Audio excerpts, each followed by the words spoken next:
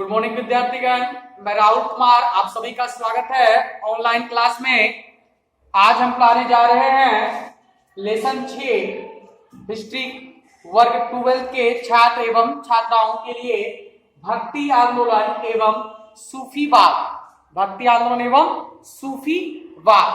सबसे पहले हम चर्चा करेंगे भक्ति आंदोलन के बारे में। देखिए, भक्त में भी भक्ति आंदोलन, ये भक्ति आंदोलन हुआ क्यों, आपको लेसन 2 में ही समझाए थे धार्मिक सुधार आंदोलन। यहां पर भी भक्ति आंदोलन का मुख्य कारण था, चाहे इस्लाम धर्म हो, चाहे सनातन धर्म हो, या हिंदू धर्म में ही, वैदिक धर्म में ही कई ऐसी प्रथाएं थी जो लोगों को सोचने पर मजबूर कर दिया कि यह जो प्रथा चली आ रही है, रूढ़िवादी प्रथा जैसी प्रथा चली आ रही है, ये आगे चलकर भविष्य में कुछ ऐसा ना कर जाए। लोग असंतुष्ट थे, जो धार्मिक परंपराएं थी उससे संतुष्ट नहीं थे, चाहे इस्लाम ले ले चाहे हिंदू ले ले। हम सभी के बारे में चर्चा करेंगे। भक्ति आंदोलन के कारण ही दक्षिण भारत में 2 परंपराओं का उदय हुआ, एक अलवार और एक नैनार। अलवार और एक नैनार परंपरा। ये अलवार परंपरा क्या है और नैनार, इसे अलवार संत और नैनार संत भी कह सकते हैं। यह भी सनातन धर्म का ही था, हिंदू धर्म था, जिससे निकल कर आया है, जो कि अभी हम आपको समझाएंगे। सबसे पहले हम अलवार संत की बात करते हैं, अलवार के बारे में। तो अलवार वैसे संत थे जो भगवान विष्णु की उपासना करते थे। याद रखिएगा कि इसकी उपासना करते थे। अलवार जो संत थे दक्षिण भारत में थे और ये भगवान विष्णु की उपासना करते थे और इनके उपदेशों और गीता में लिखी बातों का चर्चा घूम घूम कर करते थे। लोगों तक जाते थे, इनकी चर्चा करते थे कि भगवान विष्णु के उपदेशों पर चलो, भगवान विष्णु को मानो। ये था अलवार संत के बारे में। 2 ही नंबर का पूछता। दूसरा है नैनार। ये थोड़ा सा उल्टा है, ये भी सनातन धर्म से निकल के आया है, लेकिन जहां अलवार में भगवान विष्णु की उपासना की जाती थी, वही नैनार में भगवान शिव की उपासना की जाती थी। इसमें संत और सन्यासियां यानी स्त्री एवं पुरुष दोनों ही घूम घूम कर पूजा करते थे और शिव की चर्चा करते थे। और उसी का एक अंग है शिव चर्चा, जो कि नैनार संत के मानने वाले लोग थे। और इसका विकास हुआ था विद्यार्थीगण, तो इसका भी विकास दक्षिण भारत से हुआ था। लेकिन भक्ति आंदोलन केवल दक्षिण भारत तक सीमित नहीं रहा। दक्षिण जो भक्ति आंदोलन था वो केवल दक्षिण भारत तक सीमित नहीं रहा और भक्त का भक्ति करने का तरीका में परिवर्तन आ गया और यह परिवर्तन चलाया उत्तर भारत तक। उत्तर भारत में 2 परंपरा का शुरुआत हुआ।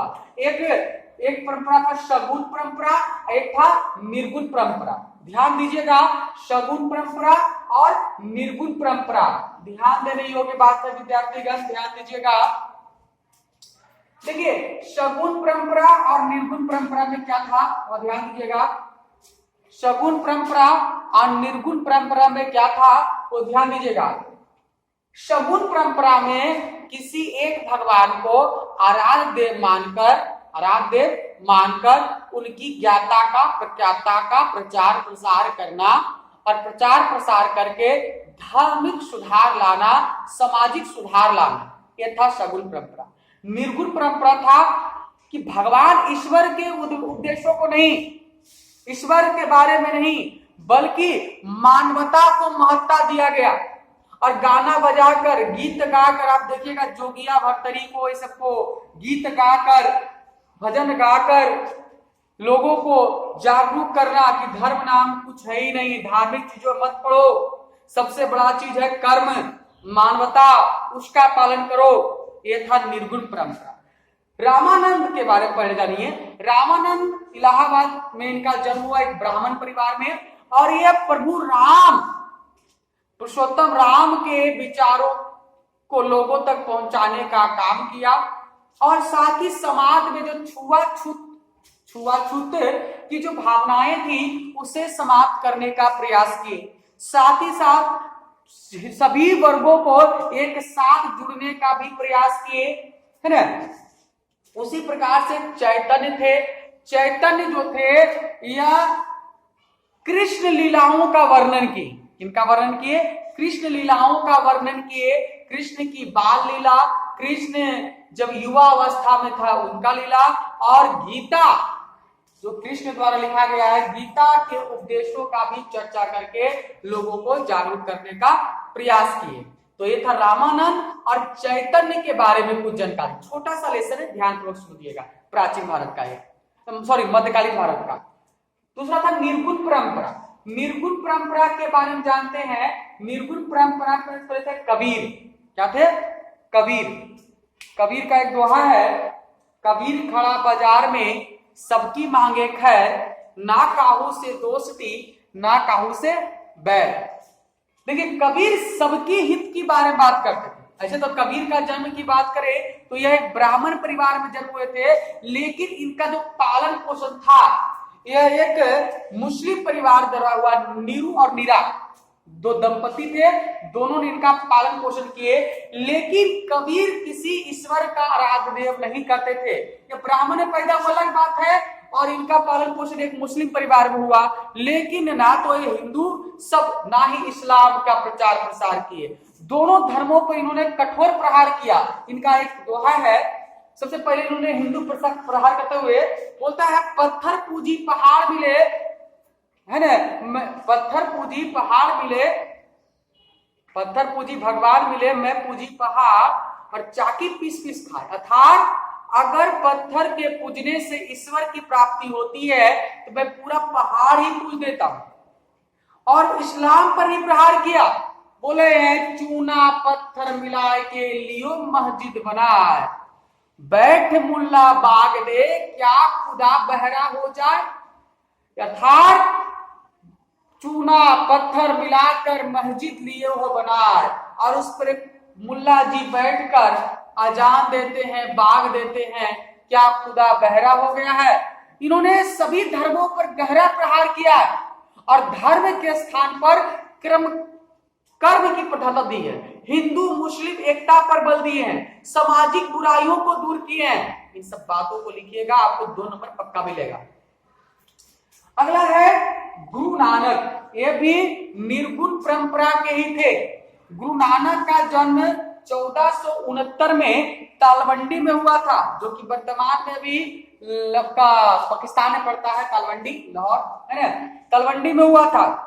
ये बचपन से ही बिल्कुल अलग विचार के थे, अलग सेवा में थे, और इन्होंने अपने उपदेश को बढ़ाए। इनके मानने वाले अनुयायी एक नए धर्म में बदल गए, जिसे सिख धर्म कहे। क्या कहे? सिख धर्म कहे। और इन्होंने सिख धर्म के लिए 5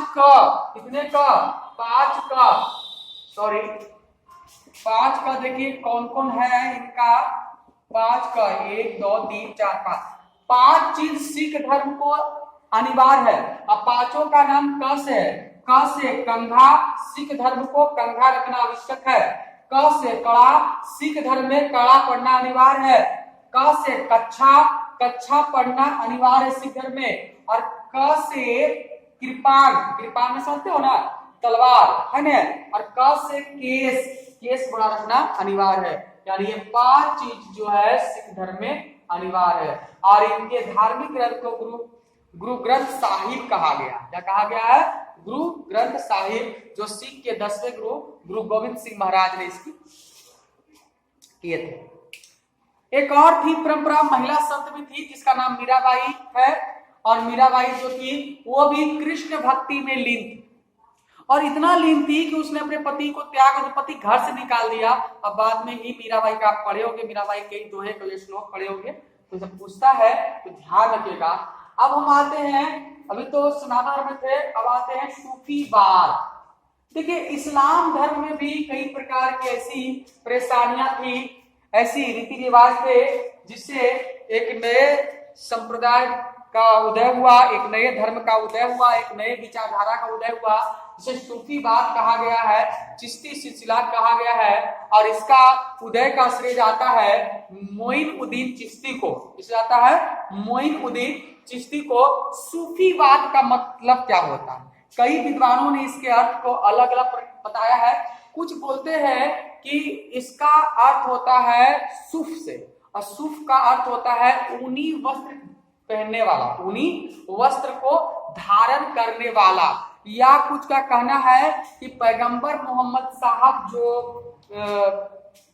जहां बैठे थे उसे उस स्थान को सूफ कहा गया और उसी से सूफीवाद का उदय हुआ। ये समझे कि सूफी का अर्थ क्या होता है? ऊनी वस्त्र पहनने वाले लोग या ऊनी वस्त्र को धारण करने वाले, है ना, सूफ का अर्थ होता है ना।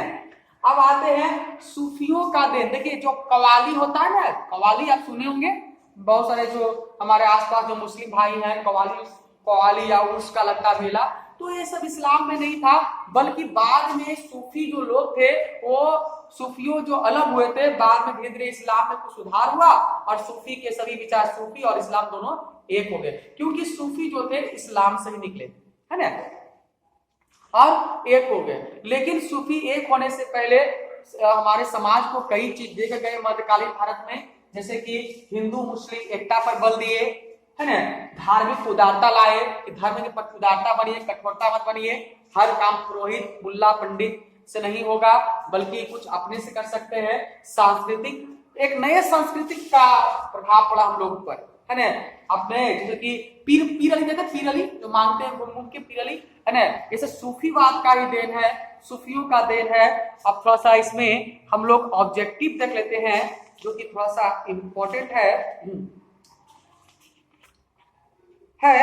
जगन्नाथ की पूजा किस देवता के रूप में की जाती है? विष्णु भगवान के रूप में है, जो कि पूरी उड़ीसा पड़ता है। तंत्रवाद में किसकी पूजा होती थी? तो तंत्रवाद में शक्ति की पूजा होती थी, याद रखिएगा। दक्षिण भारत में अलवार संतों का आराध्य देव कौन थे? विष्णु थे, और नयनार के शिव, याद रखिएगा।